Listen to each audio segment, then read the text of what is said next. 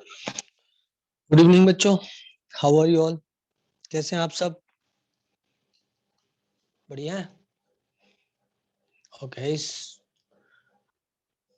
अच्छा, 93%। ओके, आ गया 10th का रिजल्ट? 90%, 96.2%, 96, 96, 94, 96, 94, 98, 92, 97.6, सब 90 वाले। 97, 95, 90, 93। ओके, एक 86 वाला भी है। खैर 82। चलो बेटा, बहुत बढ़िया, बहुत सुंदर, बहुत अच्छे अच्छे मार्क्स लाए आप सभी लोग। उसके लिए आप सबको बहुत बहुत मुबारक हो। और अब हम लोग जो है आगे बढ़ते हैं, आगे बढ़ते हैं। 100+ तो किसी को आया नहीं शायद, मतलब जहाँ तक मेरा ख्याल है। और कोई नहीं, मतलब अगली बार 100+ आ जाएगा। 99 आया, शुभम खंडेलवाल का 99% आया। तो खैर, हाइड्रोजन बॉन्डिंग मैं आपको पढ़ा रहा था, तो मैं आपको ये बता रहा था कि हाइड्रोजन बॉन्डिंग जो होती है, हाइड्रोजन बॉन्डिंग जो होती है वो उसकी क्या शर्तें होती हैं, है ना। अब हाइड्रोजन बॉन्डिंग की शर्तें जो होती हैं वो समझ लो।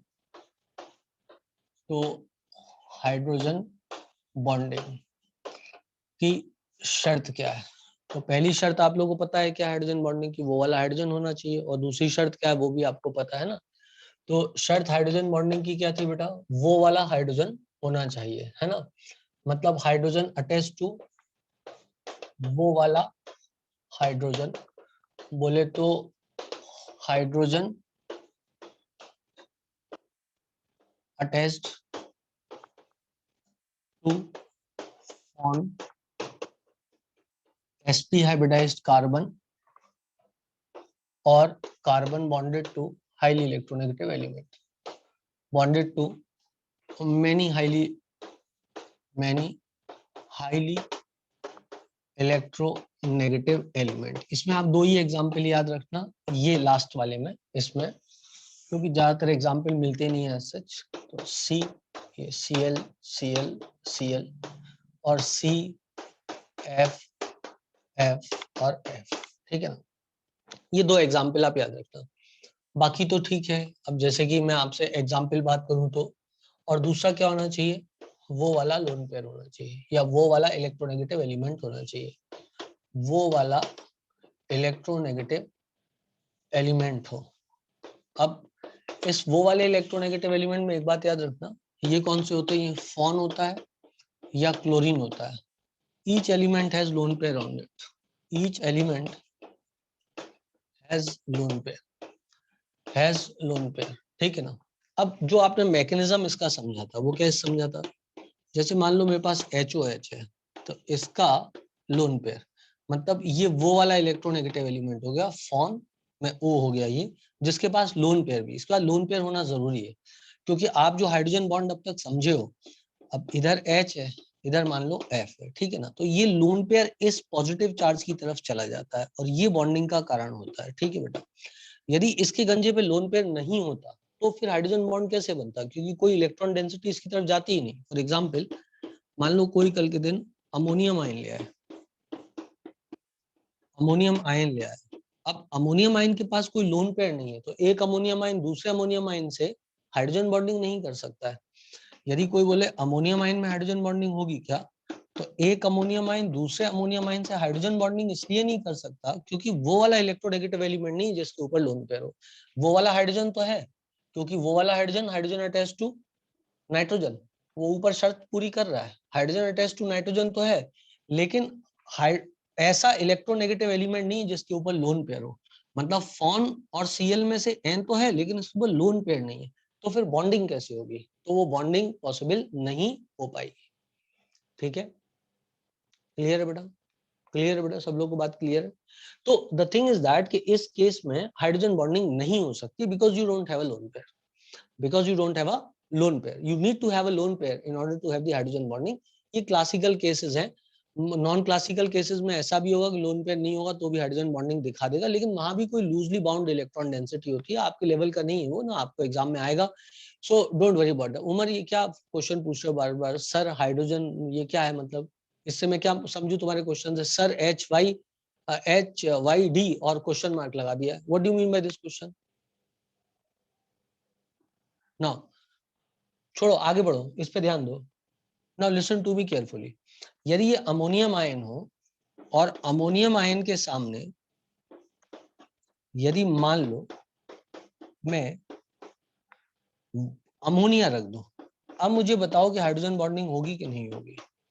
अमोनियम आयन के साथ यदि अमोनिया रख दूं तो क्या हाइड्रोजन बॉन्डिंग होगी कि नहीं होगी? जल्दी जल्दी बता दो। अब होगी, क्योंकि इसके पास तो लोन पेयर है, ये इस हाइड्रोजन की तरफ बढ़ सकता है क्योंकि ये वो वाला हाइड्रोजन है, ये बढ़ सकता है, तो इनके बीच होगी। या अमोनियम आयन पानी के अंदर डाल दोगे तो उसमें हाइड्रोजन बॉन्डिंग होगी। अमोनियम आयन आप पानी के अंदर डाल दो तो उसमें हाइड्रोजन बॉन्डिंग तो होगी। This is water, this is H, this is H, and this is lone pair. Sorry, this is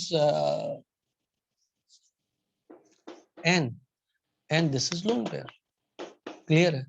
ये रहा, इसके साथ में 1 2 3 कुछ इस तरीके से बॉन्ड कर जाएगा। आई होप सो आपको बात समझ में आ गई होगी, क्योंकि यहाँ पे वाटर के पास लोन पेयर है, तो एक किसी के पास वो वाला इलेक्ट्रोनेगेटिव एलिमेंट होना चाहिए और दूसरे के पास वो वाला हाइड्रोजन होना चाहिए। वो वाला हाइड्रोजन मतलब जो कि फॉर्म से जुड़ा हुआ हो, फ्लोरीन, ऑक्सीजन, नाइट्रोजन या sp हाइब्रिडाइज्ड कार्बन, या किसी ऐसे कार्बन से जुड़ा हो जो हाईली इलेक्ट्रोनेगेटिव एलिमेंट से जुड़ा हुआ हो।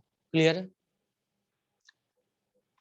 ठीक है बेटा, ठीक है बेटा। आप ऊपर पढ़ लो, अंग्रेजी आती है, 2 शर्तें लिखी हैं, 4 बार बता चुका हूँ, 25 बार नहीं बताऊंगा। लेक्चर को रिवाइज करके आया करो, जो भी आया करो, ठीक है ना? अब वो वाला हाइड्रोजन का मतलब होता है hydrogen attach to fluorine, oxygen, nitrogen और sp हाइब्रिडाइज्ड कार्बन। ये लिखा है sp hybridised carbon, sp hybridised carbon और carbon bonded to many highly electronegative element. ठीक है?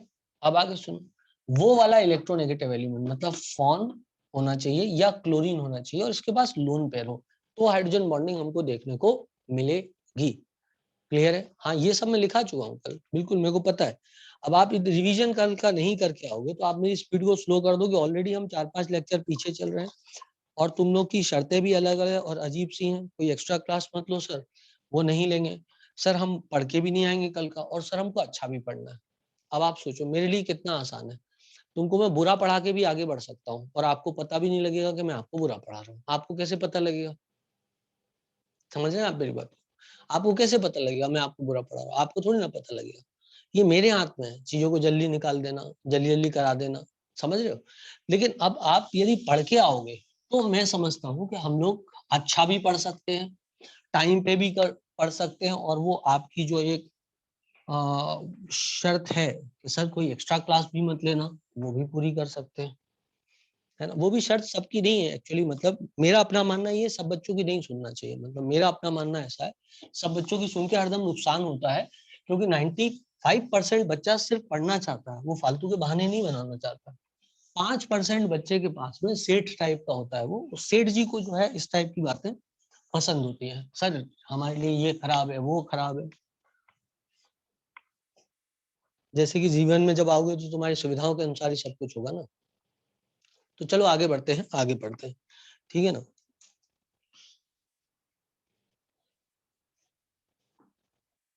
अब बेटा सब चीजें चेंज हो गई हैं दुनिया में, इतना याद रखना, समझे?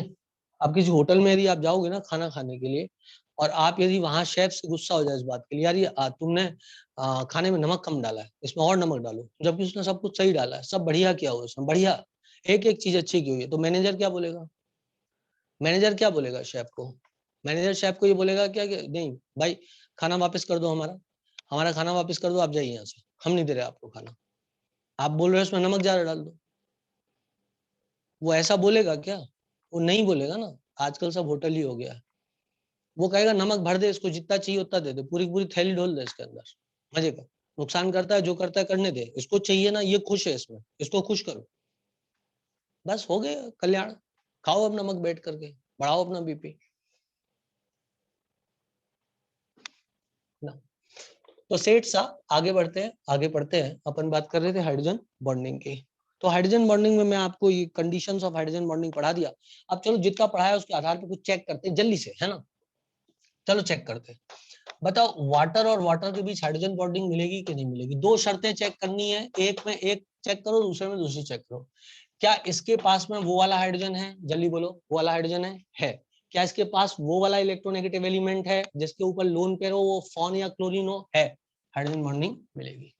अब सुनो इंटरेस्टिंग एग्जांपल, HF और HCl, क्या इनके बीच हाइड्रोजन बॉन्डिंग मिलेगी। HF और HCl, क्या इनके बीच हाइड्रोजन बॉन्डिंग मिलेगी। यस, इसके पास वो वाला हाइड्रोजन है, ये रहा वो वाला हाइड्रोजन, और इसके ये है वो इलेक्ट्रोनेगेटिव एलिमेंट जिसके पास लोन पेयर है, करेक्ट है।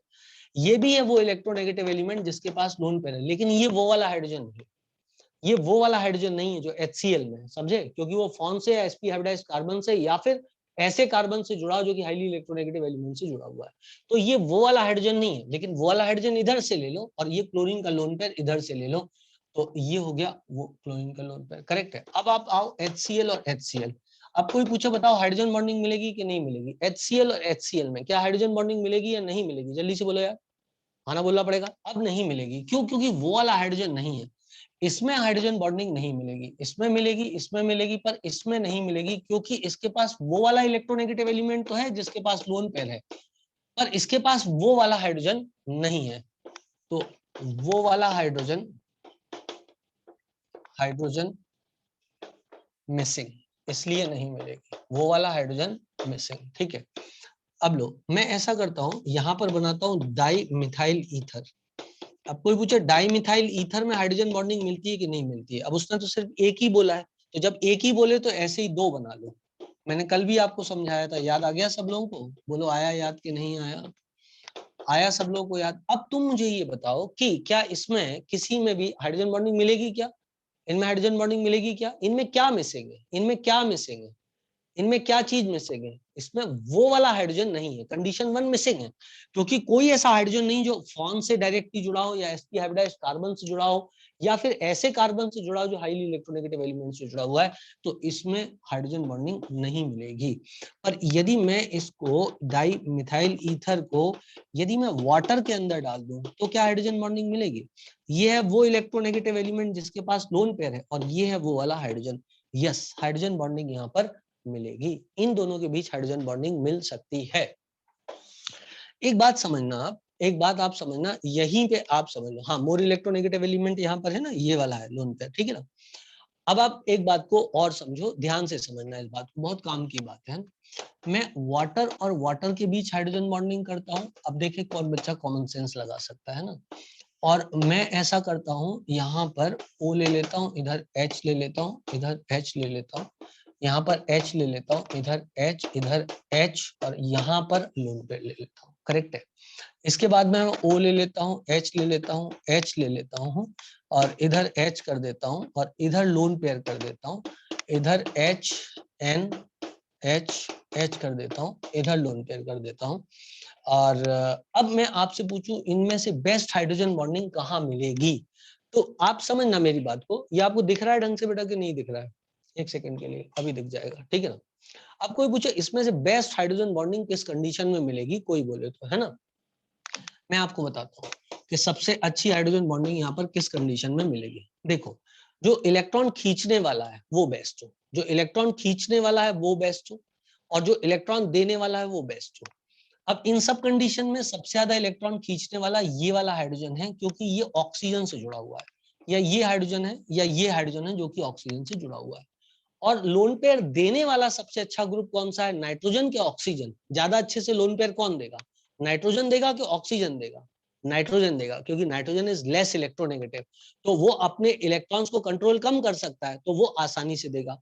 तो कोई भी बॉन्ड तब अच्छा बनता है जैसे कि आप मुझे चॉकलेट देना चाहते हो और मैं चॉकलेट खाना चाहता हूं, तो बॉन्ड कैसे अच्छा बनेगा बेटा, बॉन्ड तो तभी अच्छा बनेगा ना बेटा जब आप चॉकलेट देना चाहते हो और मैं चॉकलेट खाना चाहता हूं।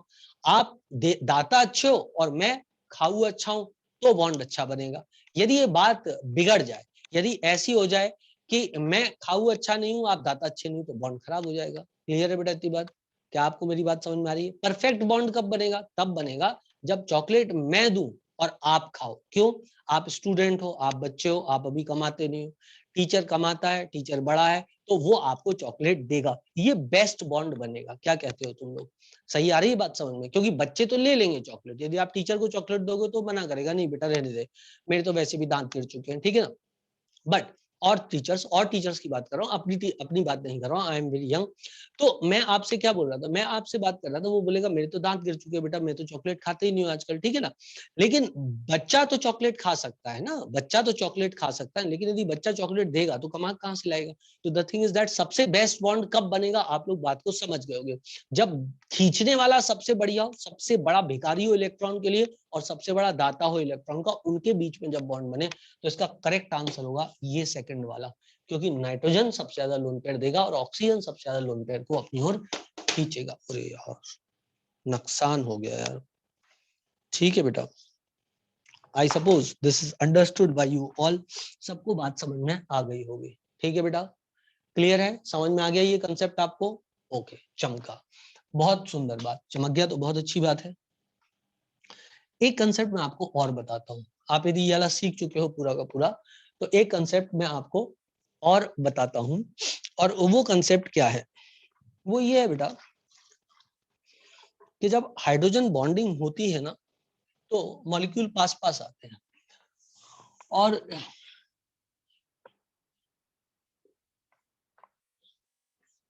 कभी भी मॉलिक्यूल्स के साइज यदि आप बढ़ा दोगे थोड़े से, है ना, कभी भी आप मॉलिक्यूल्स के साइज थोड़े बड़े बड़े कर दोगे ना, तो उनमें बॉन्डिंग थोड़ी सी कमजोर पड़ने लग जाएगी।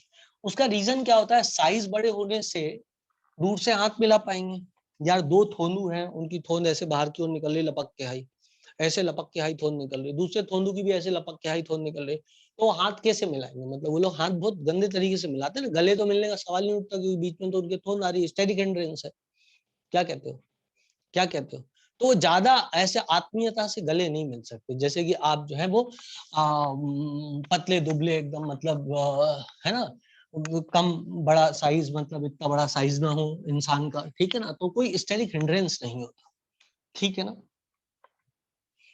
आई होप मेरी बात तुम लोग समझ गए होगे, ठीक है ना। तो कहने का मतलब ये है कि जैसे जैसे साइज बढ़ता है, वैसे वैसे स्टेरिक हिंड्रेंस बढ़ती है, बॉन्ड थोड़ा कमजोर पड़ता जाता है। जैसे कि किसी ने, मैंने अभी अभी आपको बताया था कि डाइमिथाइल ईथर में ये वाला एग्जांपल मैंने लिया था, और वाटर के लोन पेयर के साथ, वाटर के साथ में ये लोन पेयर हो गया, ये हाइड्रोजन बॉन्ड मैंने बनवा दिया था, याद आया सब लोग को? ठीक है ना, ये बॉन्ड मैंने यहाँ पर बनवा दिया था, याद आ गया सब लोग को? परंतु क्या होता है बेटा कि यदि मान लो, और ये ईथर था CH3 ग्रुप, ये CH3 ग्रुप था, ठीक है ना, इसका भी जो शेप होता है ना CH3 का, ईथर का, ये ट्री जैसा होता है। कैसे ट्री जैसा? देखो, ये C, ये H, ये H, ये H, और ये C, और ये H, और ये H, और ये H, तो इनका इलेक्ट्रॉन क्लाउड कुछ ऐसा रहता है, समझ रहे हो?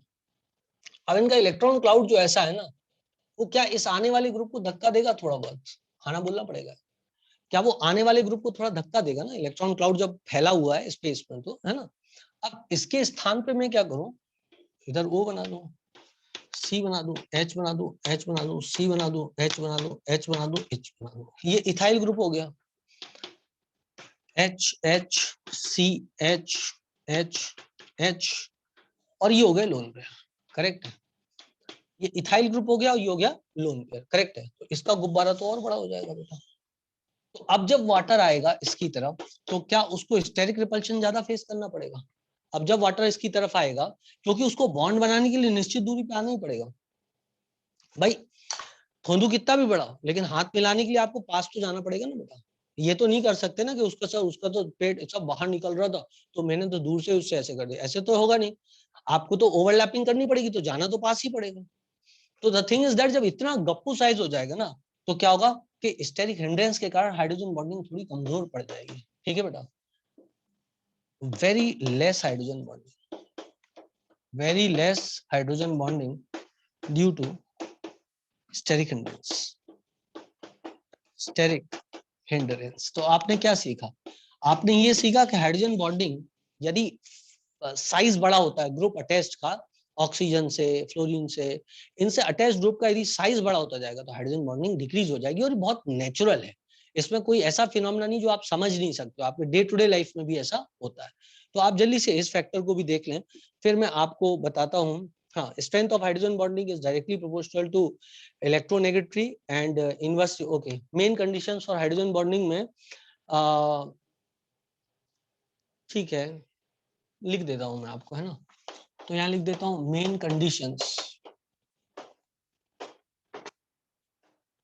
For hydrogen bonding. Number 1, hydrogen attach to on sp hybridised carbon, sp hybridised carbon, और एक और कंडीशन वो आप लिख लेना, ठीक है ना। And hydrogen should be attached to on sp hybridized carbon, this is there, है ना। and second, the size of atom attached to hydrogen containing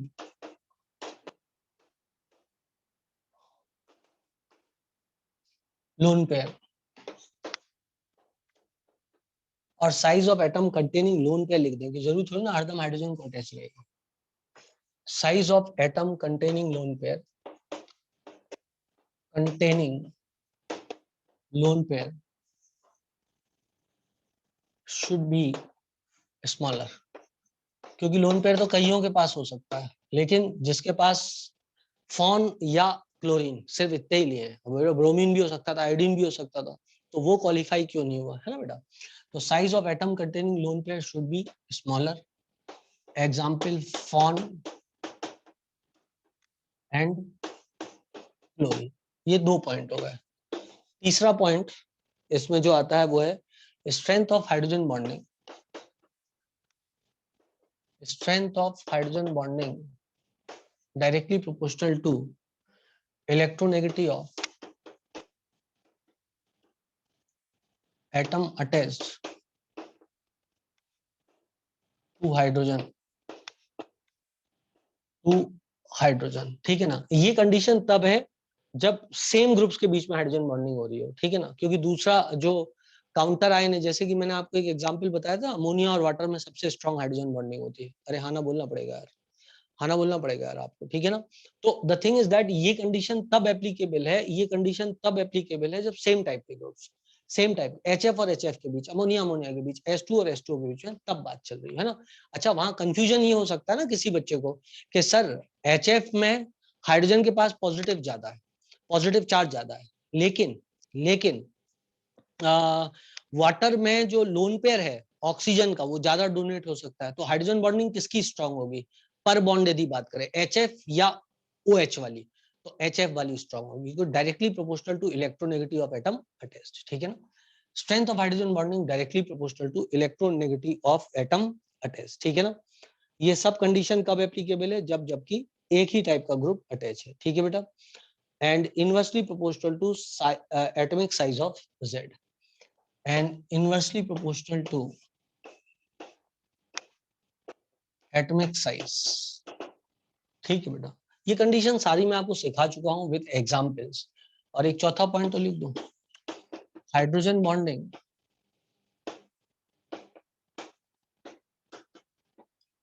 inversely proportional to inversely proportional to steric hindrance, और उसका point example ये वाला है जो आपको बनाया हो। स्टेरिक हिंड्रेंस मतलब स्पेस में जो रिपल्शंस होते हैं ना ग्रुप के बीच में, उसको बोलते हैं हम स्टेरिक हिंड्रेंस, ठीक है बेटा।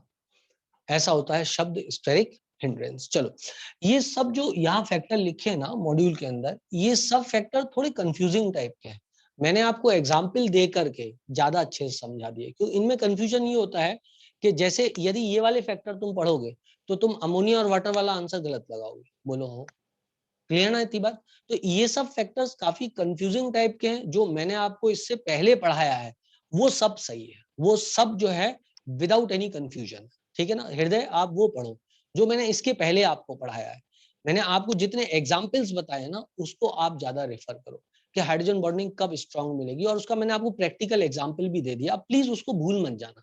अब आप ये मत करना कि आप उस एग्जाम्पल को कैंसिल ही कर दो, कि वो जो मैंने आपको बच्चे और अपना एग्जाम्पल दिया था ना कि चॉकलेट कौन खाएगा कौन लेगा, अब उस कॉमन सेंस को लगा करके अपन को क्वेश्चन को टैकल करना है। सिर्फ ये फैक्टर देखोगे तो ये फैक्टर तब ज्यादा एप्लीकेबल है जब एक ही टाइप का मॉलिक्यूल एक ही टाइप के मॉलिक्यूल से हाइड्रोजन बॉन्डिंग शो कर रहा हो। ठीक है ना बेटा, ठीक है ना बेटा। और इलेक्ट्रोनेगेटिव जब एक ही टाइप का मॉलिक्यूल एक ही टाइप के मॉलिक्यूल से हाइड्रोजन बॉन्डिंग कर रहा हो, तब ये इलेक्ट्रोनेगेटिव वाला फैक्टर जो है आपके लिए ज्यादा सही फैक्टर होगा। बोलो हो, आ गया समझ में सबको? जैसे अमोनिया अमोनिया, जैसे HF जैसे वाटर वाटर, तो आप HF के पर बॉन्ड हाइड्रोजन बॉन्डिंग ज्यादा होगी। अब कोई मॉलिक्यूल ज्यादा हाइड्रोजन बॉन्ड बना रहा हो एक साथ, तो वो अलग बात है कि ओवरऑल उसकी हाइड्रोजन बॉन्डिंग ज्यादा हो सकती है। जैसे कि मान लो एक ही मॉलिक्यूल 4 हाइड्रोजन बॉन्ड बना रहा है और दूसरा मॉलिक्यूल जिसमें स्ट्रेंथ ज्यादा है लेकिन 2 ही हाइड्रोजन बॉन्ड बना रहा है, तो इसकी ओवरऑल हाइड्रोजन बॉन्डिंग ज्यादा हो सकती है, इसका ओवरऑल वॉल्यूम पॉइंट ज्यादा हो सकता है। लेकिन पर बॉन्ड बात करें तो जहां इलेक्ट्रोनेगेटिव का डिफरेंस ज्यादा होगा वहां हाइड्रोजन बॉन्डिंग ज्यादा होगी।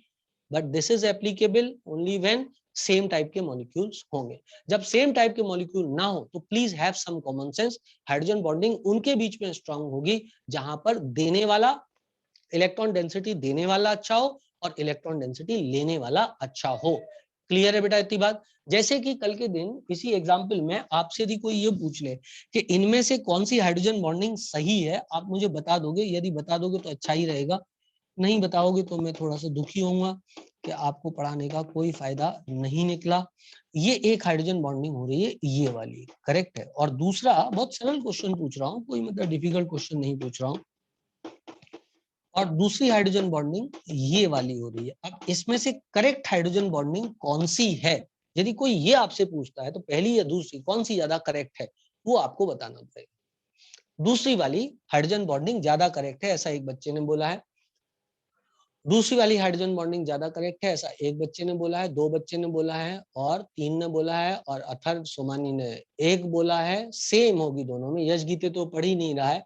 जानवी ने फर्स्ट बोला है, 2 बच्चों ने, और हर्षित ने भी फर्स्ट बोला है। तो करेक्ट हाइड्रोजन बॉन्डिंग जो है यहाँ पे केतिया ने भी फर्स्ट बोला है, ये वाली होगी मेरे भाई। यहाँ ओ ओ ओ ओ ओ ओ ओ ओ अरे दोनों एक ही तो है बे। अब भग भग भग, दोनों ही गलत है, दोनों एक ही है, अमोनिया और अमोनिया।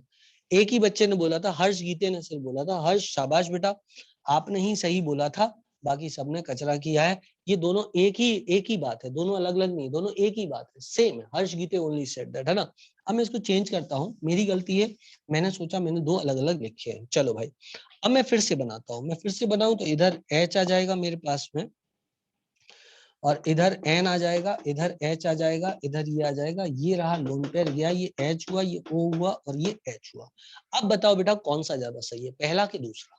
अब बताओ कौन सा ज्यादा सही है, पहला कि दूसरा? अनडाउटली, मतलब अनडाउटली जो ज्यादा सही है वो कौन सा है?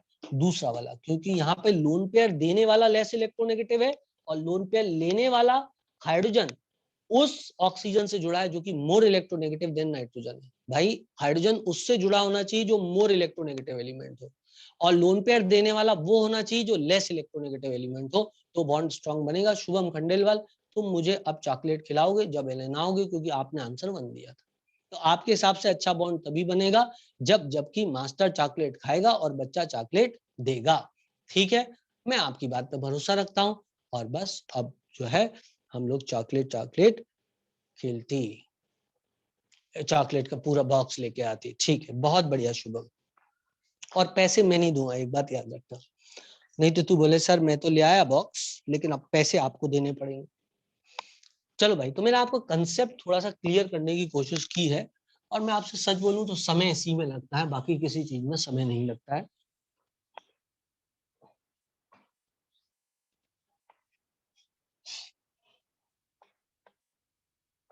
चलो भाई, तो हाइड्रोजन बॉन्डिंग के बारे में इतना आप लोगों ने सीख लिया। अब सुनो आगे मेरी बात को आप लोग ध्यान से। और आगे बात क्या है? आगे बात यह है कि इंटरमोलिकुलर हाइड्रोजन बॉन्डिंग जो होती है, टाइप ऑफ हाइड्रोजन बॉन्डिंग की अपन बात करते हैं, ठीक है ना। Let's take on type of hydrogen bonding. चलो भाई करते हैं अपन लोग, let's take on type of hydrogen bonding, hydrogen bonding के नाना प्रकार और प्रकार।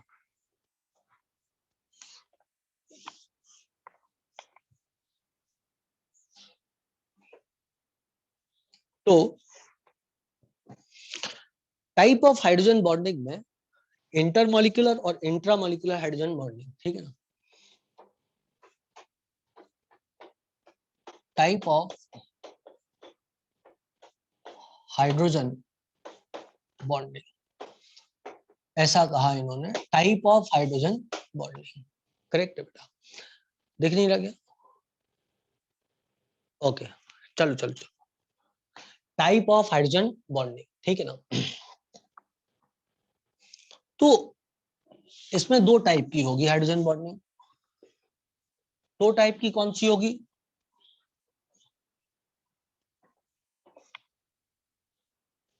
पहली इंटरमॉलिक्यूलर और इंट्रामॉलिक्यूलर। पहली इंट्रा और दूसरी इंटर। इंट्रा मतलब विद इन मॉलिक्यूल और इंटर मतलब between two molecules. Intramolecular, intramolecular का मतलब विद इन मॉलिक्यूल, ठीक है ना। और इंटरमॉलिक्यूलर मतलब दो मॉलिक्यूल्स के बीच में। इंटरमॉलिक्यूलर मतलब दो मॉलिक्यूल्स के बीच में, ये intermolecular, this is intramolecular. Intramolecular hydrogen bonding की जो कंडीशंस होती हैं, to conditions which were already mentioned, जो पहले से मेंशन की गई, ठीक है बेटा। और इंटरमॉलिक्यूलर हाइड्रोजन बॉन्डिंग की only two conditions,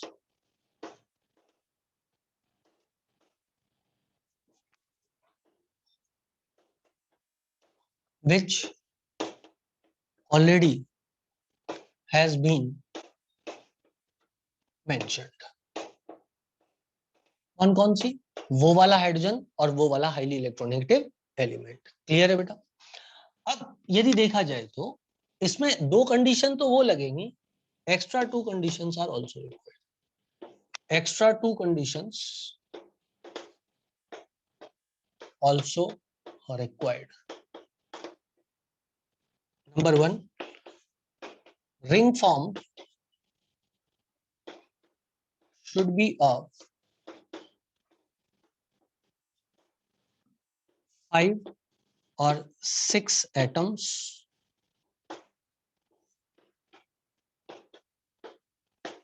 ring should be planar, ring should be planar, ring planar होनी चाहिए, ठीक है ना। अब ये कंडीशंस ऑर्गेनिक केमिस्ट्री में आती हैं, थोड़ी सी प्लेनरिटी देखना, बट ठीक है, आपको कंडीशंस तो बतानी थी तो बताना जरूरी था।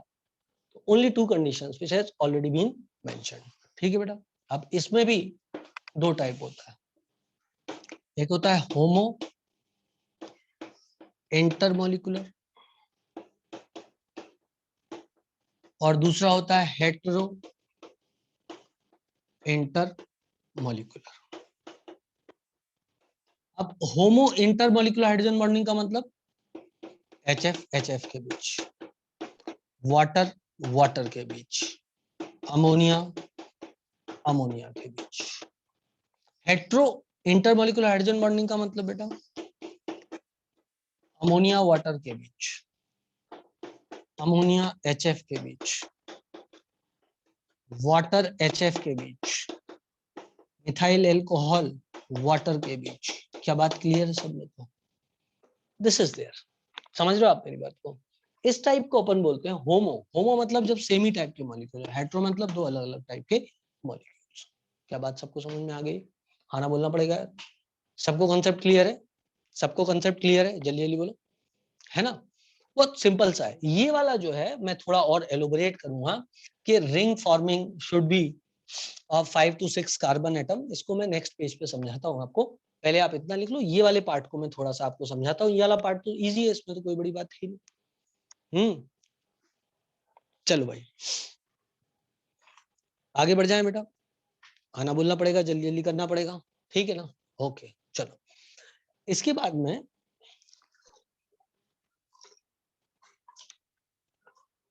जो ये आई इधर, ये क्या है, केमिकल बॉन्डिंग में ना कुछ पोर्शन ऐसा है जो कि ऑर्गेनिक से रिलेटेड है, और उसको इधर मैं खोल इसलिए नहीं सकता कि मेरा टाइम बहुत खा जाएगा वो, जैसे रेजोनेंस हुआ, ये सब हुआ टॉपिक। मैं एक बार कंफर्म करना है मुझे कुछ बात, उसके बाद मैं देखता हूँ कि मैं कौन सा टॉपिक आपको अभी किस लेवल तक पढ़ा दूं, क्योंकि समय हमारे पास उतना ही लिमिटेड है, समय इनफाइनाइट नहीं। ऑलरेडी हम लगभग 4-5 दिन लेट चल रहे हैं अपने सिलेबस में, और आप जानते हो फास्ट करना मेरे हाथ में है, बट मैं करता इसलिए नहीं हूँ जिससे समझ जो है ना वो कॉम्प्रोमाइज नहीं होनी चाहिए, कुछ भी हो।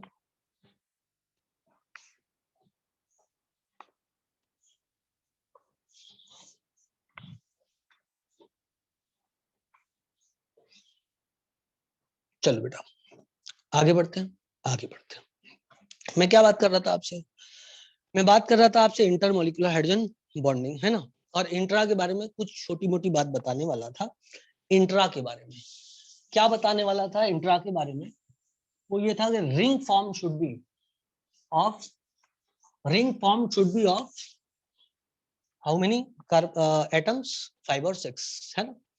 जैसे कि हम बात करें, ये स्ट्रक्चर हो गया, अब ये ऑर्गेनिक पे आप पढ़ोगे ये स्ट्रक्चर, ठीक है बेटा। ये O है, इसके पास लोन पेयर है, और ये वो वाला हाइड्रोजन है। यदि ये इधर से हाइड्रोजन बॉन्डिंग कर ले, मान लो ये इधर से यदि हाइड्रोजन बॉन्डिंग कर ले यूं, तो रिंग कितने की बनेगी, 1 2 3 4 5 6, 1 2 3 4 5 6, ये हाइड्रोजन बॉन्डिंग आपको मिल जाएगी, ठीक है बेटा। ये हाइड्रोजन बॉन्डिंग आपको मिल जाएगी। अब आता है जैसे कि इधर NO2 ग्रुप हो गया, और इधर OH हो गया, इधर लोन पेयर है। ऑब्वियसली यदि तुमने इधर किया यूं करके, तो 1 2 3 4 5 6 ये भी मिल जाएगी बेटा, है ना, बोलना पड़ेगा। ये भी हाइड्रोजन बॉन्डिंग मिल जाएगी, क्योंकि 6 मेंबर की रिंग बन रही है ना। पर यदि अब आपको ये तो समझ में आ रहा है, ये वाली मिल जाएगी। अब मैं आपको दूसरा एग्जांपल देता हूं, तो आपको क्लियर होगा कि ये डिस्टिंग्विश कहां पर होगा।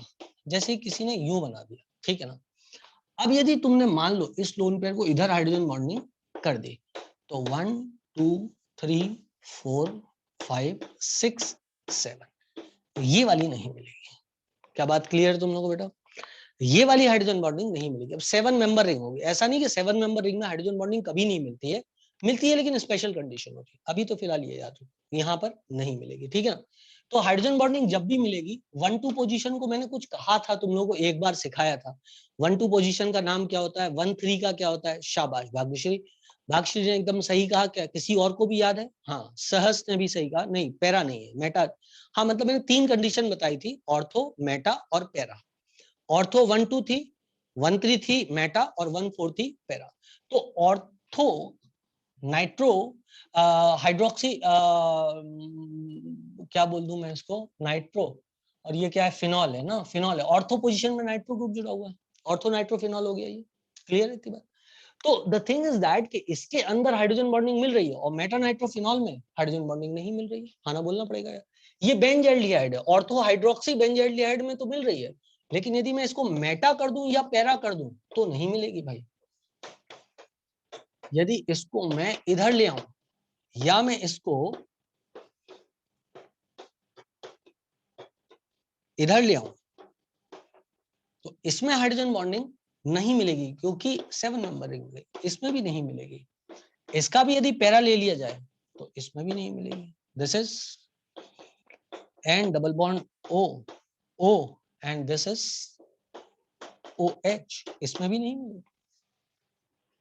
यदि कोई ऐसे बोल दे आपसे कि मेरे पास ऑर्थो हाइड्रोक्सी बेंजोइक एसिड है, बेंजोइक एसिड आप लोगों ने 9-10 तक सुना होगा, ये बेंजोइक एसिड और हाइड्रोक्सी ग्रुप OH ग्रुप हो गया।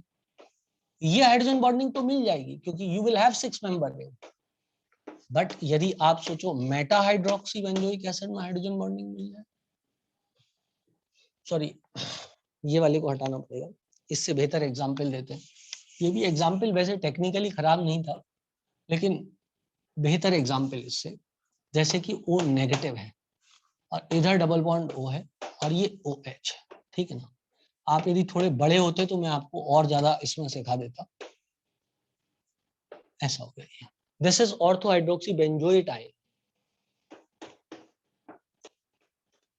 This is meta hydroxy benzoitine and this is para hydroxy benzoitine. मिलेगी नहीं मिलेगी, नहीं मिलेगी। समझ गए सब लोग बात को? 6-7 मेंबर रिंग का सबका डिफरेंस आप लोगों को समझ में आ गया? आना बोलना पड़ेगा, ठीक है ना। ऐसा हो जाएगा।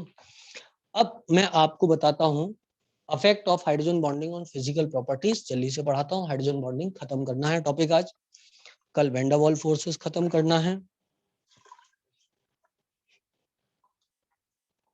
मिटाओ, शैल मिटाओ दो, आना बोलना पड़ेगा। शैल मिटाओ दो, शैल मिटाओ दो, शैल मिटाओ दो। ओके आई शैल, क्योंकि केमिकल इक्विलिब्रियम टॉपिक चालू करना है। फिजिकल केमिस्ट्री में आता है केमिकल इक्विलिब्रियम टॉपिक, ठीक है ना।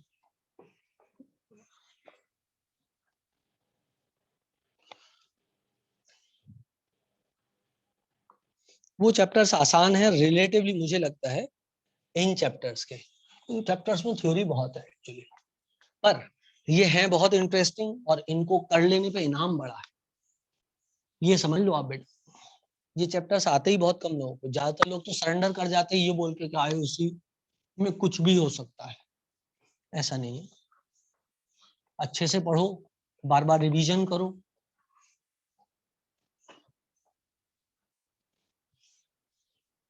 बेसिक्स एक बार याद हो गए तो बस खेल खत्म। अब देखते हैं जब एस ब्लॉक आएगा ना तो यही बातें बार बार होंगी, पी ब्लॉक आएगा तो यही बातें बार बार होंगी, है ना। अब अपन बात चलते हैं, आगे चलते हैं। नहीं, फिजिकल केमिस्ट्री इससे डायरेक्टली रिलेटेड नहीं है, लेकिन ऑर्गेनिक केमिस्ट्री इससे डायरेक्टली रिलेटेड है, ठीक है बेटा। ऑर्गेनिक केमिस्ट्री इससे डायरेक्टली रिलेटेड है। वो आपको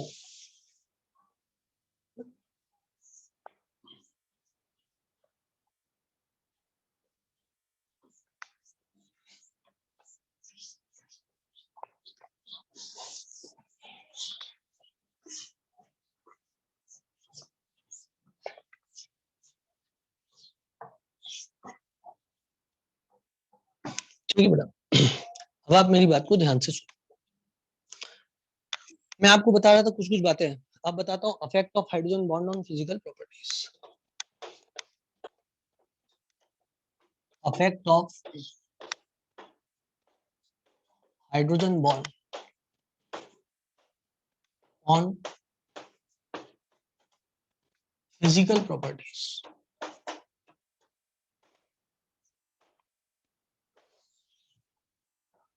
affect of hydrogen bond on physical properties. सबसे पहले सॉल्युबिलिटी।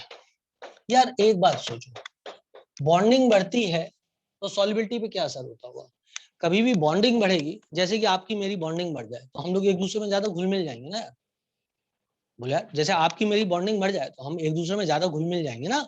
जैसे मैं पहली क्लास में आया था तब आप मेरे से इतना मजाक नहीं करते होगे, लेकिन अभी आप लोग मेरे से फिर भी मजाक कर लेते हो। मैं चैट में पढ़ता हूँ, कभी कभी कुछ भी बोलते रहते हो मेरे को, है ना। तो मैं भी उसको टॉलरेट कर जाता हूँ क्योंकि अब हमारी बॉन्डिंग बढ़ गई है। क्लियर? हाँ, जैसे कल मेरे को आपने दादाजी बोल दिया था और किसी ने अंकल जी बोल दिया था, और आज भी शुभम ने कुछ कुछ बोल रहा था मेरे को। तो द थिंग इज दैट अब मैं कुछ नहीं कहता, रीजन बीइंग सिंपल कि अब हमारे बीच में एक बॉन्ड बन गया है। तो मैं समझता हूं कि तुम लोग मजाक कर रहे हो, तुम समझते हो सर मजाक कर रहे हैं, तो इसलिए क्या कहते हैं, हमारा जो घुलना मिलना है वो ज्यादा बढ़ गया है। क्लियर है बेटा? क्लियर है बेटा इतनी बात? तो द थिंग इज दैट जैसे जैसे बॉन्डिंग बढ़ती है, जैसे जैसे बॉन्डिंग बढ़ती है, वैसे वैसे क्या होता है बच्चों, वैसे वैसे चीजें पास पास आती हैं, घुल मिल जाती हैं, घुल मिल जाती हैं। तो solubility is directly proportional to hydrogen bonding. और कौन सी hydrogen bonding? Intermolecular hydrogen bonding, intermolecular hydrogen bonding. बेटा यदि इंसान खुद से ही घुल मिल जाए तो वो किसी और से बॉन्ड नहीं करता। यार कुछ लोग इंट्रोवर्ट दिखाई देते हैं ना, तुमको खुद से ही बातें कर लेते हैं, खुद से ही बातें कर लेते हैं, खुद ही को मतलब खुद ही की दुनिया में खोए रहते हैं। देखे होंगे तुम लोगों ने ऐसे एबले भी देखे होंगे ना, जो खुद की दुनिया में ही खोए रहते हैं, वो हमसे बॉन्डिंग नहीं करते हैं। तो यदि इंट्रामोलिकुलर हाइड्रोजन बॉन्डिंग हुई तो इंसान विद इन बॉन्ड हो जाएगा, और जो विद इन बॉन्ड हो जाता है दूसरों से बॉन्ड नहीं होता। तुमने ऐसे करेक्टर्स देखे होंगे कुछ। एक अंग्रेज प्लेयर थे, उनका नाम था जेफरी बॉयकॉट। वो कमेंट्री करते थे, आप लोगों ने सुना हो जेफरी बॉयकॉट। अंग्रेज क्रिकेटर थे, काफी अच्छा खेलते थे या नहीं खेलते थे, मैंने कभी खेलते हुए नहीं देखा, लेकिन भाई अंग्रेज थे। अब गोरा आदमी जो भी करता है लोग बोलते हैं कि अच्छा ही है ना। तो सचिन के साथ ही दो प्लेयर और आए थे खेलने के लिए, दोनों ही सचिन जैसे ही काबिल थे। एक थे संजय मांजरेकर और दूसरे थे विनोद कांबली। समयांतराल में ये दो प्लेयर जो हैं वो पीछे चले गए, सचिन तेंदुलकर आगे आ गए। यदि इनिशियली देखो तो टेस्ट मैच कैरियर जो है संजय मांजरेकर और विनोद कांबली का ज्यादा अच्छा चल रहा था as compare to Sachin Tendulkar. मतलब लोग इनको इक्वली सीरियसली लेते थे, सभी अच्छे प्लेयर थे। कांबली और तेंदुलकर तो एक साथ ही सब कुछ चालू हुए। तो द थिंग इज दैट कि संजय मांजरेकर बैटिंग करने के लिए जा रहे थे, और ये जेफरी बॉयकॉट एक कमेंट्री के अंदर बोल दिया, oh my God the little lad does not know how to hold the bat. हे मेरे ईश्वर, नए बच्चे को बैट पकड़ना भी ढंग से नहीं आता। अब सोचो यार, जेफरी बॉयकॉट ने जितने रन नहीं सोचे उससे ज्यादा रन बनाए संजय मांजरेकर ने अपने टेस्ट करियर में। तो द थिंग इज दैट कि वो बहुत घमंडी टाइप का व्यक्ति था, बहुत घमंडी टाइप का व्यक्ति था, और वो हरदम जो है अपने बारे में बात किया करता था। मैं अहम सर्वस्व, अहम सर्वस्व, समझ रहे हो मेरी बात को? वो बात अलग है कि एक दिन वो नवजोत सिंह सिद्धू के साथ ईएसपीएन पे कमेंट्री कर रहे थे। सिद्धू तो आपको पता ही कि सिद्धू जो है अनकंट्रोलेबल है, मतलब वो उसका कंट्रोल ही नहीं होता। उसने इतनी बुरी उतारी, इतनी बुरी उतारी, मतलब, और एक बार नहीं कई बार उतारी फिर। तो द थिंग इज दैट उसके बाद जेफरी बॉयकॉट की शर्त थी कि मैं सिद्धू के साथ कमेंट्री नहीं करूंगा। तो चैनल ने बोला ओके ठीक है, फिर आप मत करो, क्योंकि सिद्धू तो हिट आदमी था भाई, उसको लोग सुनने के लिए आते थे। तो खैर, बात ये चली कि जो खुद से मोहित होता है, जो खुद से सम्मोहित होता है, उससे दूसरे लोग बॉन्ड नहीं करते। ये पूरी स्टोरी मैंने आपको इसलिए सुनाई, ठीक है बेटा? मैं ये स्टोरीज काट दूं तो सिलेबस समय से ज्यादा पहले खत्म हो जाए, बट इन स्टोरीज के बिना याद भी नहीं रहेगा और समझ में भी कभी नहीं आएगा। तो द थिंग इज दैट कि बात ये है कि जो लोग विद इन बॉन्डेड होते हैं, अंदर ही अंदर बॉन्डेड होते हैं, वो दूसरों से बॉन्ड नहीं बनाते। यदि आपके बगल में कोई ऐसा व्यक्ति बैठा हुआ है जो सिर्फ अपने बारे में ही सोचता है, अपनी तारीफ करता रहता है, तारीफ पे तारीफ, तारीफ पे तारीफ, तारीफ पे तारीफ, तो आपको क्या होगा? आप उस व्यक्ति से दूर भाग जाओगे। खाना बोलना पड़ेगा, खाना बोलना पड़ेगा यार। वो अपनी कभी बुराई नहीं करता, सिर्फ अपनी तारीफ करता है। क्लियर बेटा? मैं भी करता हूँ लेकिन मजाक में करता हूँ, आपको भी समझ में आती होगी वाली बात है ना? खुशी, इतनी बात समझ में आती है कि मैं भी करता हूँ लेकिन मजाक में करता हूँ, वो सबको समझ में आता है। मैं आपसे सीरियसली ये नहीं बोलता कि कायरा मेरे पीछे पड़ी हुई है। तो द थिंग इज दैट, ये बात तो ऑब्वियस है ना, वो तो मैं अपना मजाक बनाता हूँ, आपका भी बना सकता हूँ। तो now you understand this thing, आप लोग इस बात को समझो कि जो इंसान खुद की ही पूरे टाइम तारीफ करता रहे, खुद से ही सम्मोहित रहे, वो यदि जाने लग जाएगा तो उसको आप रोकोगे नहीं।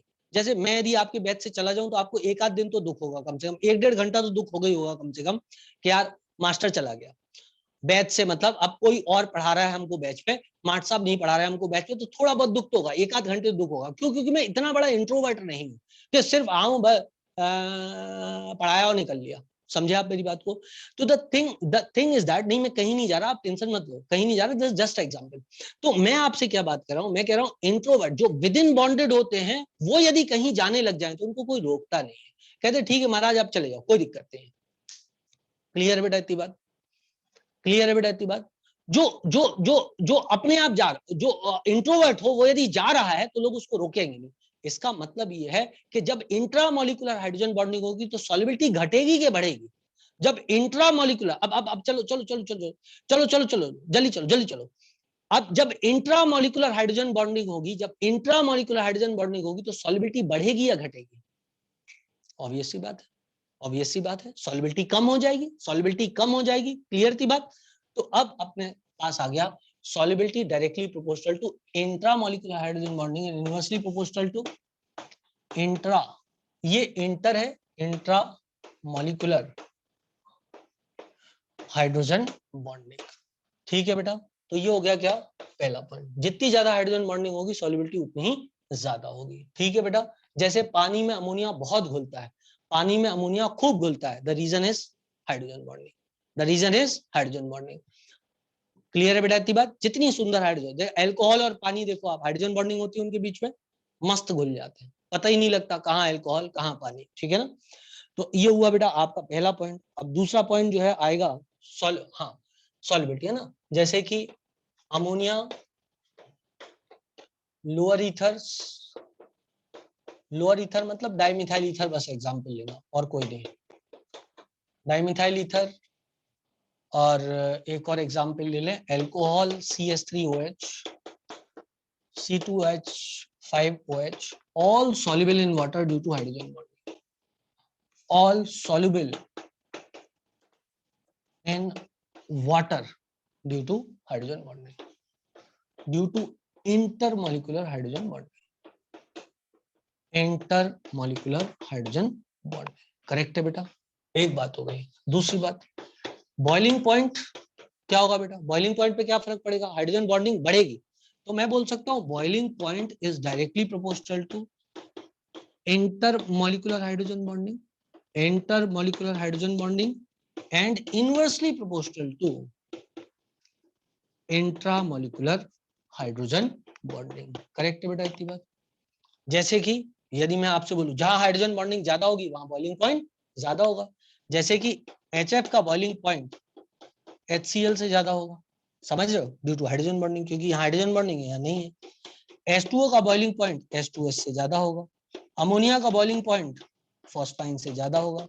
क्यों, क्योंकि यहाँ पर हाइड्रोजन बॉन्डिंग है, यहाँ पर हाइड्रोजन बॉन्डिंग नहीं है। क्या सबको बात क्लियर है बेटा, यहाँ पर हाइड्रोजन बॉन्डिंग है, यहाँ पर हाइड्रोजन बॉन्डिंग नहीं है, इसलिए। ठीक है ना, तो that is about the boiling point. यदि यहीं पर आप ऐसा देख लो कि कोई कल के दिन तुम्हें ऐसा वाला एग्जाम्पल मान लो दे दे, इधर OH लगा दिया, इधर NO2 लगा दिया, और इधर OH लगा दिया और यहाँ पर NO2 लगा दिया, उसने बोला बॉइलिंग पॉइंट कंपेयर कर दो इनके, तो इसमें तो इंट्रामोलिकुलर हाइड्रोजन बॉन्डिंग होगी तो इसका बॉइलिंग पॉइंट गिर जाएगा, इसमें इंटर होगी तो क्या हो जाएगा बेटा, इसका बॉइलिंग पॉइंट इससे ज्यादा हो जाएगा। क्या सबको बात समझ में आई है? ठीक है बेटा, क्लियर है। पहला वाला है बेटा, पहला पहला वाला ये इंट्रा है और ये इंटर है। Solubility directly proportional to intermolecular hydrogen bonding, inversely proportional to intra. और बीपी में भी directly proportional to intermolecular hydrogen bonding and inversely proportional to intramolecular hydrogen bonding. इसमें इंट्रामॉलिक्यूलर है तो बीपी कम है, इसमें इंटरमॉलिक्यूलर है तो बीपी ज्यादा है। ठीक है बेटा, ये इंटरमॉलिक्यूलर है क्योंकि दो मॉलिक्यूल्स के बीच में यहाँ पे हाइड्रोजन बॉन्डिंग होगी, इधर विद इन दी मॉलिक्यूल होगी तो इसका बीपी कम है। इधर लिख दूं इंट्रामोलिकुलर, इधर लिख दूं इंटरमोलिकुलर। करेक्ट है बेटा, इंटरमोलिकुलर। तो ये बात चली किसकी, बीपी की बात हो गई। आगे बढ़ते हैं, एक पॉइंट आता है और वो पॉइंट है, आप इसको उतार लो, फिर एक पॉइंट आएगा सरफेस टेंशन और एक पॉइंट आएगा विस्कोसिटी। दोनों ही सरल पॉइंट है, कोई दिक्कत की बात नहीं है, दोनों पॉइंट सबको समझ में आ गए बेटा, ठीक है ना। जितनी ज्यादा बॉन्डिंग बढ़ेगी, इंटरमॉलिक्यूलर हाइड्रोजन बॉन्डिंग जितनी ज्यादा होगी उतना ज्यादा अट्रैक्शन बढ़ेगा, और अट्रैक्शन बढ़ने का मतलब दो मॉलिक्यूल्स के बीच बीपी भी बढ़ जाएगा, सॉल्युबिलिटी भी बढ़ जाएगा, विस्कोसिटी भी बढ़ जाएगा, सरफेस टेंशन भी बढ़ जाएगा। बोलो हो बेटा, आती है बात समझ में। जब बॉन्डिंग बढ़ेगी तो ऑब्वियस सी बात है ना, जब बॉन्डिंग आपस में बढ़ रही है तो बीपी भी बढ़ेगा, सरफेस टेंशन भी बढ़ेगा, विस्कोसिटी भी बढ़ेगी, है ना।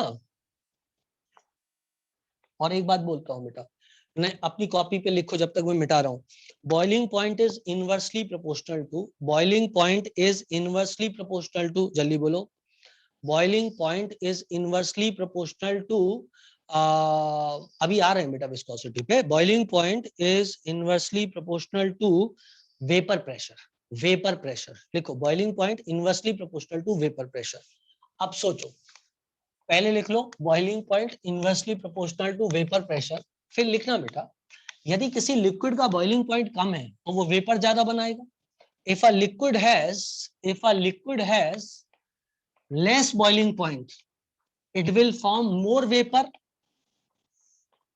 and therefore pressure due to the vapors will be also more. Pressure due to the vapor will also be more. ठीक है. तो वेपर प्रेशर जहां बॉइलिंग पॉइंट, अब तुम ही सोचो, जहां बॉइलिंग पॉइंट कम है वहां वेपर प्रेशर क्या होगा, ज्यादा होगा.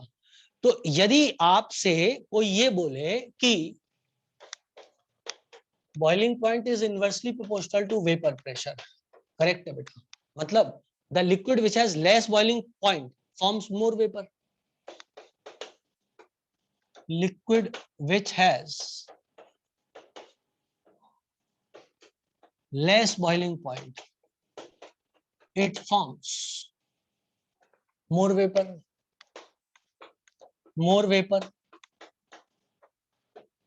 Therefore more vapor pressure. Correct है बेटा. therefore more vapor pressure. जैसे कि HOH को लें और एल्कोहल को लें तो हाइड्रोजन बॉन्डिंग कहां पर ज्यादा होगी, वाटर में ज्यादा होगी कि एल्कोहल में ज्यादा होगी. इसमें हिंड्रेंस है, इसमें कम होगी, इसमें ज्यादा होगी. भाई एल्कोहल में तो हिंड्रेंस है बेटा, इसमें हिंड्रेंस नहीं है तो इसमें ज्यादा होगी, इसमें कम होगी. तो ये क्या हुआ, ऑर्डर ऑफ बीपी हुआ. बीपी मोर. तो वेपर प्रेशर का ऑर्डर क्या होगा, वेपर प्रेशर का ऑर्डर होगा एल्कोहल का वेपर प्रेशर वाटर से ज्यादा होगा. ये किसका ऑर्डर है, ये ऑर्डर है वेपर प्रेशर का. क्लियर है बेटा. आपने देखा होगा एल्कोहल जल्दी भाप बन जाता है ना, एल्कोहल जल्दी भाप बन जाता है ना, ऐसे छोड़ दो आप रूम टेम्परेचर पे तो भाप बन के उड़ जाता है. This is the point. ठीक है. अब एक पॉइंट आता है बेटा विस्कोसिटी. विस्कोसिटी का मतलब आप समझो, जब लिक्विड की एक लेयर चलती है ना आगे, तो नीचे वाली लेयर उससे बॉन्ड होने के कारण उसको रोकती है. हाँ सैनिटाइजर हो गया, ये सब हो गया, ठीक है, उसके एग्जांपल हो गए. अब आगे बढ़ते. विस्कोसिटी मतलब जितना ज्यादा गाढ़ापन होगा लिक्विड में उतनी ज्यादा उसकी विस्कोसिटी. जब एक लेयर दूसरी लेयर के ऊपर सरकती है तो लेयर्स आपस में एक दूसरे को आगे बढ़ने से रोकती है, उसको बोलते हैं विस्कोसिटी. ठीक है. तो जितनी ज्यादा बॉन्डिंग होगी उतनी ज्यादा रोकेगा ना, जल्दी बोलो यार. जितनी ज्यादा बॉन्डिंग होगी उतनी ज्यादा लेयर को खिसकने से रोकेगा ना, तो विस्कोसिटी बढ़ जाएगी यदि हाइड्रोजन बॉन्डिंग ज्यादा है. तो viscosity directly proportional to intermolecular hydrogen bonding and inversely proportional to intramolecular hydrogen bonding. इसके बाद में आता है surface tension. Surface tension it is also directly proportional to, ये भी इंटरमोलिकुलर फोर्स ऑफ अट्रैक्शन पे डिपेंड करता है, फिजिक्स में आएगा ये. Intermolecular hydrogen bonding inversely proportional to intramolecular hydrogen bonding. ठीक है. ठीक है बेटा. सरफेस टेंशन ये आएगा, फिजिक्स में आएगा पूरा टॉपिक. ठीक है बेटा. विस्कोसिटी क्या होता है सर, रिपीट कर दो बेटा, 2 बार बता दिया. जब एक लेयर लिक्विड की दूसरी लेयर के ऊपर सरकती है, खिसकती है, तो नीचे वाली लेयर ऊपर वाली लेयर को आगे बढ़ने से रोकती है, उसको कहते हैं विस्कोसिटी.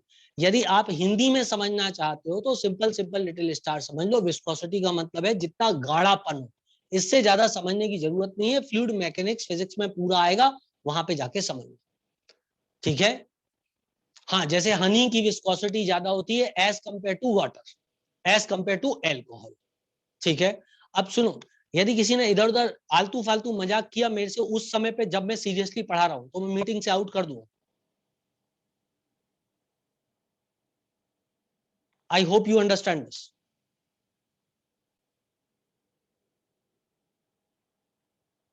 नाउ आगे बढ़ते हैं. तो surface tension directly proportional to intermolecular hydrogen bonding and inversely proportional to intramolecular hydrogen bonding. Okay, चलो आगे बढ़ते हैं. तो अब यदि मैं इसके आगे वाला पॉइंट लूं तो ये विस्कोसिटी हो गया और सरफेस टेंशन हो गया, ये सारे पॉइंट हो गए. अब मेल्टिंग पॉइंट हो गया, बॉइलिंग पॉइंट हो गया, वॉलेटिलिटी एक पॉइंट ले लेते हैं. वॉलेटिलिटी वॉलेटिलिटी, वॉलेटिलिटी क्या होती है बेटा? तो बहुत सरल है वॉलेटिलिटी यदि देखी जाए तो। कौन चीज वॉलेटाइल, वॉलेटाइल का मतलब क्या होता है? जो भाप बन जाए, जो जल्दी एवोपरेट हो जाए, उसको बोलते हैं मोर वॉलेटाइल। तो अब ऑब्वियसली आप समझ गए होंगे, volatility is inversely proportional to intermolecular hydrogen bonding. ये पॉइंट हो गया है। जो बीपी है ना, बीपी का रिवर्स है। आप ऐसे लिख लो तो आपका काम आसान हो जाएगा। It is inversely proportional to BP volatility. तो जो बीपी के डायरेक्टली प्रोपोर्शनल है वो इसके क्या होगा? इनवर्सली प्रोपोर्शनल होगा। ठीक है बेटा, जल्दी से बोलो। वॉलेटिलिटी जिसका वेपर प्रेशर ज्यादा है, मतलब वेपर प्रेशर मतलब वॉलेटाइल। क्लियर रहती बात? तो बॉइलिंग पॉइंट के इनवर्स रिलेशनशिप में होती है वॉलेटिलिटी। कोई बड़ी बात नहीं है, कोई रॉकेट साइंस नहीं है एज सच। ठीक, एक पॉइंट आता है मॉलिक्यूलर वेट, वो भी पढ़ा देता हूं मैं आपको। उसके बाद एक आध छोटा छोटा पॉइंट है और फिर हम नया टॉपिक लेंगे। मिटा दूं इसको मैं? यदि आप कहेंगे तो मैं इसको मिटा दूंगा। जल्दी जल्दी बोलो। ठीक है, ओके।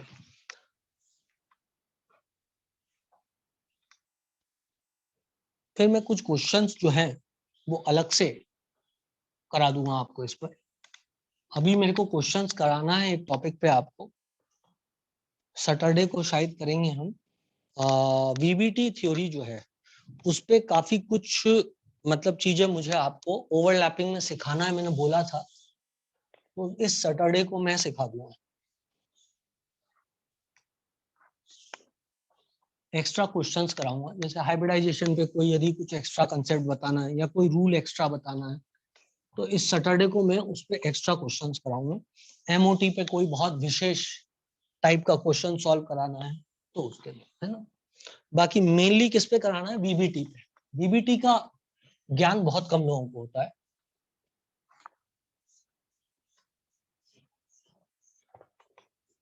चलो भाई, अब हम आगे बढ़ते हैं और आगे पढ़ते हैं। आगे पढ़े तो अब हम आते हैं मॉलिक्यूलर वेट पे, है ना। अभी संडे टेस्ट है इस बार। ओ हो, कोई बात नहीं, संडे की बात कर लेंगे फिर, है ना। तो अब अपन आते हैं किस पे? मॉलिक्यूलर वेट पे आते हैं। Molecular weight,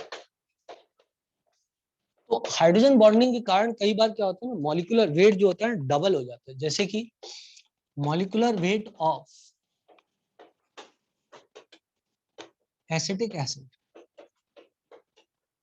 is 120 in liquid state। यदि एसिटिक एसिड को पानी में डालोगे तब तो उसका एटॉमिक वेट, आपको जो मॉलिक्यूलर वेट आएगा वो आपको जो है वो उतना ही मिलेगा, से 60 ही मिलेगा। लेकिन यदि वो अपनी लिक्विड स्टेट में है तो क्या होता है? डाइमर बना लेता है। कैसे? कुछ ऐसे। ये एक एसिटिक एसिड दूसरे एसिटिक एसिड के मॉलिक्यूल के साथ में ऐसे बॉन्डिंग कर लेता है। एक और दो, एक दो तीन, एक दो तीन। करेक्ट है बेटा? तो ये आपस में ने क्या किया? डाइमर बना लिया। दो एक साथ मर गए तो उसको बोलते हैं डाइमर। और इसका मॉलिक्यूलर वेट क्या होता है? बराबर 120 होता है। ठीक है ना। तो हाइड्रोजन बॉन्डिंग कारण मॉलिक्यूलर वेट भी कुछ केसेस में डबल हो जाता है। ठीक है ना, जैसे ये वाला केस है। Okay guys, okay guys, done. अब इसके hydrogen bonding in, hydrogen bonding in ice. ठीक है बेटा, इन ice water forms, water forms hexagonal rings, hexagonal rings due to hydrogen bonding. There is a lot of vacant space left inside the ring. Therefore, volume of ice increases. ice is less dense than water. When we melt ice, these rings breaks and water molecule comes in vacant space. Therefore, density increases. Therefore, density increases. यहां तक यदि आपने लिख लिया हो तो मैं इसको मिटा करके लिख दूं क्या ऊपर, या चलो इतना पूरा लिख लो फिर मिटा के लिख देंगे, है ना? थोड़ा सा शायद दिख भी नहीं रहा। अब पूरा दिख रहा है बेटा? ओके चलो जल्दी स्टॉप, जल्दी स्टॉप, जल्दी स्टॉप, जल्दी। और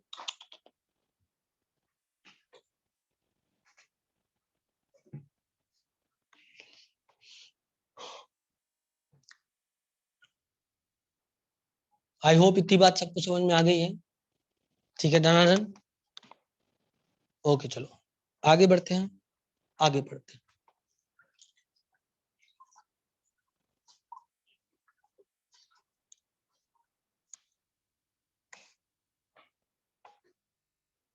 ओके चलो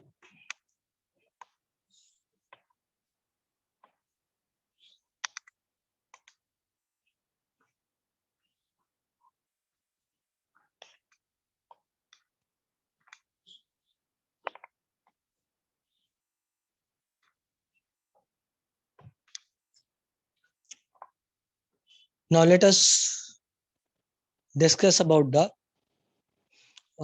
हाँ मैं आपको ये बता रहा था कि रिंग जो होती है टूटना चालू हो जाती है, और जब रिंग टूटती है तो वाटर आकर के क्या होता है उस एरिया में घुस जाता है जो वेकेंट स्पेस था।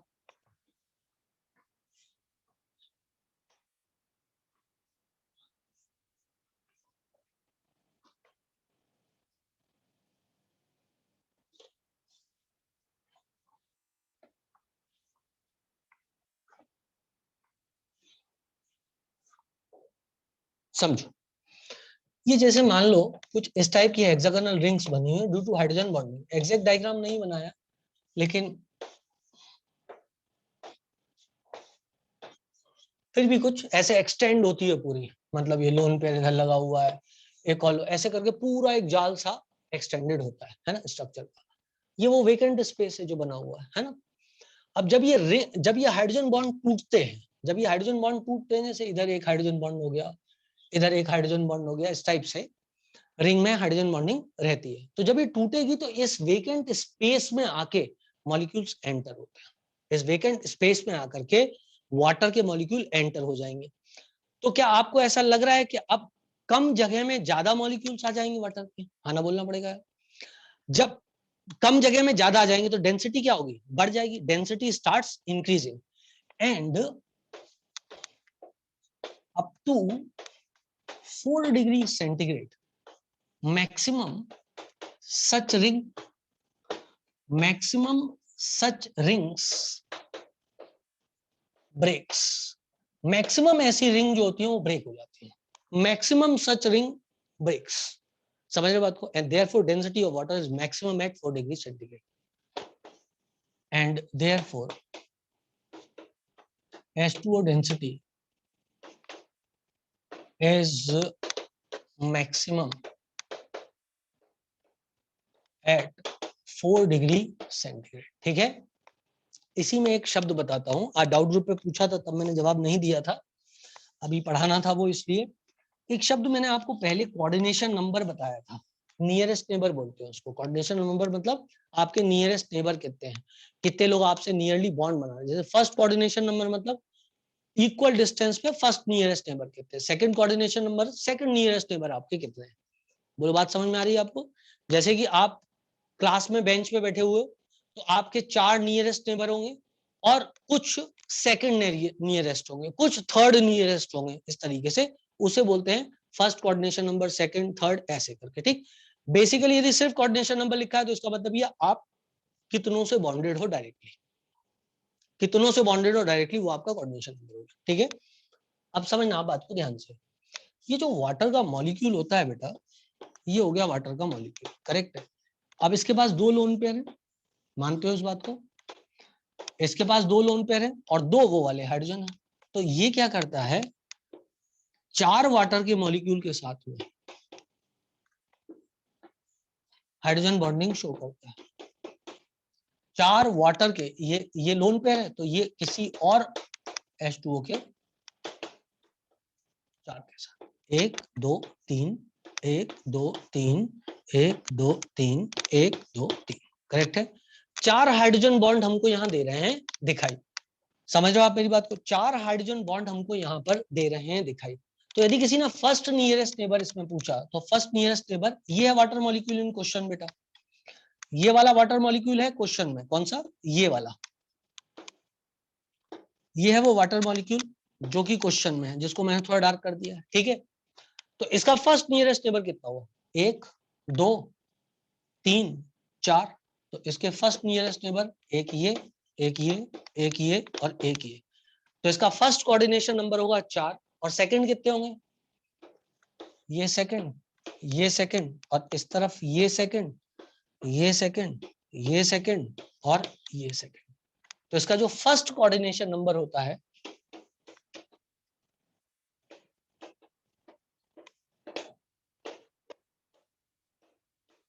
वो होता है 4 और सेकंड कोऑर्डिनेशन नंबर होता है 6।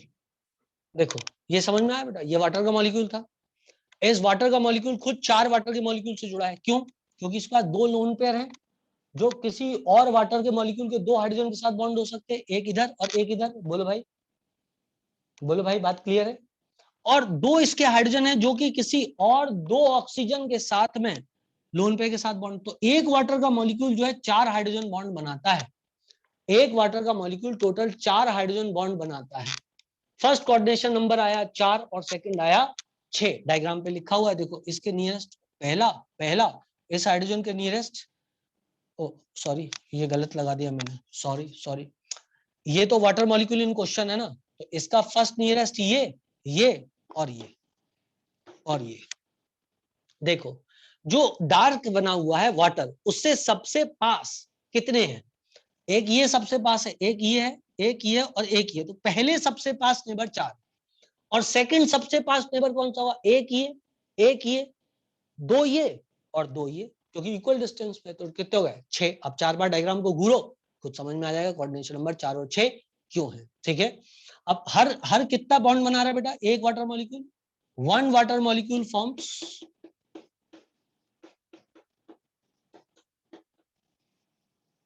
forms 4 hydrogen bond, each having 7 kilocalorie per mole energy, each having approximately 7 kilocalorie per mole of energy, each hydrogen bond। ठीक है बेटा, each hydrogen bond having 7 kilocalorie per molecule energy। Overall structure कैसा है? Tetrahedral structure, tetrahedrally, क्योंकि 4 से bonded है तो tetrahedrally bonded है। आइस में हेक्सागोनल रिंग्स बनती है, वैसे टेट्राहेड्रली बॉन्डेड है। ठीक है बेटा, each water molecule 4 hydrogen bond, हर हाइड्रोजन बॉन्ड की एनर्जी कितनी? 7 किलो कैलोरी। तो इसके चारों हाइड्रोजन बॉन्ड तोड़ने के लिए कितनी एनर्जी चाहिए? 28 किलो कैलोरी। ठीक है, चलो इसको नोट करो, फिर बस हाइड्रोजन बॉन्डिंग खत्म हो गया है। अब जो है मुझे आपको, अभी टाइम बचा है हमारे पास क्या थोड़ा सा, वो 4 मिनट बाकी। हाँ 4 मिनट में हाइड्रोजन बॉन्ड हो जाएगा बिल्कुल पूरा, और उसके बाद में मैं आपको पढ़ा सकता हूँ वैन डर वाल्स फोर्स, जो कि कल पढ़ाऊंगा वैन डर वाल्स फोर्स। और उसके अलावा वैन डर वाल्स फोर्स तो एकदम छोटा सा टॉपिक है, तो और भी कुछ पढ़ा सकते हैं। उसके अलावा आयनिक बॉन्ड चालू कर देंगे। हाँ अब सिर्फ आयनिक बॉन्ड बचा हुआ है, आयनिक बॉन्ड चालू कर देंगे। बता दे बेटा, चलाए, ओके।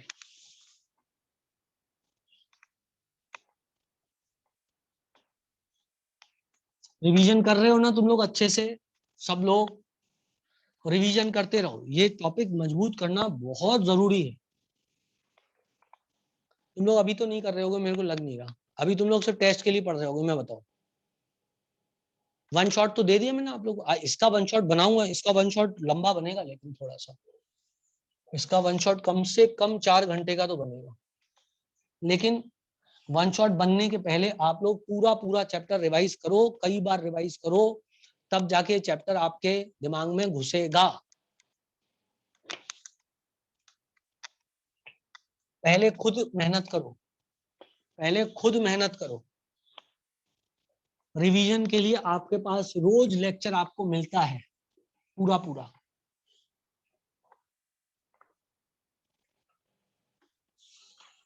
जो टॉपिक लगे वीक है, उस टॉपिक को क्या करना है, फास्ट करके देख लेना है और नोट से पढ़ना है। मैक्सिमम टाइम नोट से पढ़ो, और जब लगे कि ये वाला टॉपिक वीक है, उसको फास्ट करके देख लो, बस हो गया काम खत्म। ठीक है बेटा, मैंने आपसे क्या बोल रहा हूँ, रिवीजन की जरूरत है, हर टॉपिक में पड़ती है। कोई ऐसा टॉपिक नहीं जो खत्म होता हो और आपको ये लगता हो इसमें तो रिवीजन की जरूरत ही नहीं है। जब एटॉमिक स्ट्रक्चर चल रहा था तब भी यही लगा होगा, पीरियोडिसिटी चला तब भी यही लगा होगा, बॉन्डिंग चला है तब भी यही लगेगा, इक्विलिब्रियम चलेगा, केमिकल आयनिक तब भी यही लगेगा, ये तो कांस्टेंट बात। तो आपको क्या करना है, अभी जब रोज लेक्चर आपको मिलता है, तब आप हो सके तो लेक्चर देख लिया करो, या जो पार्ट आपको समझ में नहीं आया वो पार्ट देख लिया करो। बेस्ट क्या है, देखो बेस्ट आपने क्या किया, नोट किया, उसको नोट कर लिया। आपको तो पता ही है क्या पढ़ाया गया है, नोट किया है, उस नोट कर ले, रिवीजन पढ़ा। कोई पॉइंट यदि समझ में नहीं आया तो उस पॉइंट को तुरंत क्या किया, तुरंत उस पॉइंट को अपन ने वहां से रिवीजन कर लिया, बस वीडियो खोला और खोल के रिवाइज कर लिया, अपना पॉइंट पक्का हो गया। फिर आपको वन शॉट तो मैं देता ही हूँ, कोई दिक्कत की बात नहीं है ना। तो बात क्या चल रही थी, बात चल रही थी बेटा सॉल्युबिलिटी, सॉल्युबिलिटी। अच्छा, अब पूरा टॉपिक खत्म हो गया। एक बात मैं आपको बता दूं, जो HF होता है, वाटर का स्ट्रक्चर टेट्राहेड्रल होता है। इसी प्रकार जो HF होता है, यहां पर दुनिया कुछ ऐसी है, F,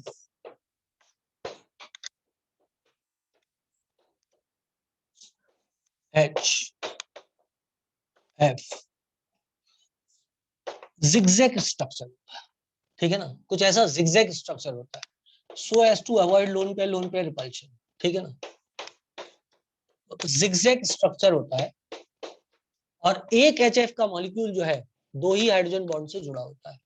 तो इसकी जो एनर्जी होती है पर मॉलिक्यूल, वो होती है 10 किलो कैलोरी पर मोल, 10 किलो कैलोरी पर मोल, करेक्ट है। अब ये जब मैं आपको एक्स्ट्रा थोड़ा पढ़ाऊंगा तब इस बात का जवाब दूंगा कि ये 2 ही हाइड्रोजन बॉन्ड क्यों बना है। अभी आपको इसको याद रखना है, अभी आपको इसको याद रखना है कि 2 ही बनाता है, ठीक है ना, ठीक है ना। अब कितनी एनर्जी है, 10 किलो कैलोरी, तो टोटल कितने हैं, 2 हैं, तो टोटल कितनी हो जाएगी, 20 किलो कैलोरी। टोटल कितनी हो जाएगी, 20 किलो कैलोरी पर मोल। तो इसका स्ट्रक्चर कैसा है, जिगजैग है। एक्स्ट्रा क्लास के अंदर थोड़ा सा एक्स्ट्रा इसको और पढ़ाऊंगा मैं आपको, थोड़े एक्स्ट्रा फैक्ट्स बताऊंगा इसके बारे में, और ये 2 ही बॉन्ड क्यों बनाता है वो भी बताऊंगा। बुक्स में मिलेगा नहीं देखने पर भी। और अमोनिया जो होता है उसमें स्ट्रक्चर कुछ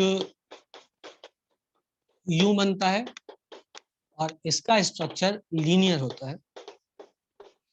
और एक अमोनिया का मॉलिक्यूल देखो, ये वाला ले लो, एक इधर बॉन्ड बना लिया और एक किसी और से बॉन्ड बना लिया, तो कितने बॉन्ड बनाए, 2। यदि ये वाला इन क्वेश्चन है तो इसने एक इस तरफ बॉन्ड बनाया, एक इस तरफ बनाया, और हर बॉन्ड की एनर्जी कितनी है, 3 किलो कैलोरी पर मोल। तो टोटल एनर्जी कितनी लगेगी अमोनिया के बॉन्ड को तोड़ने में, 6 किलो कैलोरी। हाँ टाइम हो गया, 6 किलो कैलोरी पर मोल। चलो भाई, यदि आज का टाइम हो गया तो बस करते हैं, कल पढ़ेंगे अब नया टॉपिक वैंडरवाल्स फोर्सेस। इसके बारे में हल्की सी बात बता के आगे बढ़ जाऊंगा, एक्स्ट्रा क्लास में उसको और डिटेल में थोड़ा सा पढ़ाऊंगा। इसमें कुछ एग्जाम्पल्स अभी बचे हुए हैं, तो एक्स्ट्रा क्लासेस में मैं आपको वो पढ़ाऊंगा, वो थोड़े हायर लेवल के एग्जाम्पल्स हैं, नॉन क्लासिकल हाइड्रोजन बॉन्डिंग है, ये सब चीजें। यदि किसी को पढ़ना है तो वो आ सकता है, नहीं तो मैं रिकॉर्ड करके डाल दूंगा, ठीक है। Tata bye bye, see you, स्वस्थ रहें, मस्त रहें, खुश रहें, और बहुत सारी पढ़ाई करते रहें। बाय बच्चों।